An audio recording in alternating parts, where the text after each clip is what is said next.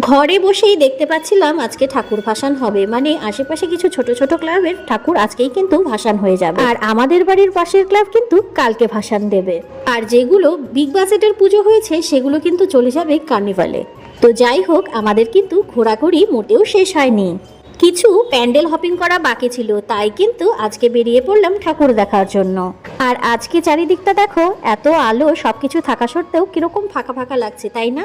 মানে ঠাকুর 2 দিন থাকুক চাই আরো 5 দিন থাকুক, কিন্তু দশমী পড়ে গেলেই কিন্তু একদম বিষাদের সুর চারিদিকে ভেসে ওঠে। এই কয়দিন এই প্যান্ডেলটাতে এত ভিড় ছিল যে ভিড় ঠেলে আমার এখানে ঢোকার একদমই ইচ্ছে ছিল না। তাই আজকে কিন্তু এসে ভালোই করেছি, সুন্দরভাবে প্যান্ডেলটা দেখতে পেরেছি এবং মাকে ভালো মতন দর্শন করতে পেরেছি। ব্যাস, এই একটা ঠাকুর দেখতে না দেখতেই নেমে গেল ঝমঝমিয়ে বৃষ্টি। তাই পাশে একটা রেস্টুরেন্ট দেখে তাড়াতাড়ি কিন্তু ঢুকে পড়লাম রাত্রিবেলার খাবার খাওয়ার জন্য। মানে পেট পুজো করতে যতক্ষণ সময় লাগবে ততক্ষণে হয়তো বৃষ্টিটা কমে যাবে, তাই খাবারগুলো অর্ডার করে খেয়ে নিলাম।